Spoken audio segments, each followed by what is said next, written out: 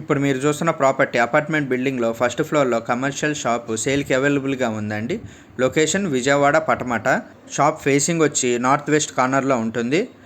Dimensions వచ్చి 11 feet ఏమో width ఉంటుంది, లెంత్ ఏమో 18 ఫీట్ ఉంటుంది. రెంట్ పర్ మంత్ 18,000 వస్తుందండి. ప్రైస్ వచ్చి 48 లక్షలు చెప్తున్నారు, స్లైట్లీ నెగోషియబుల్.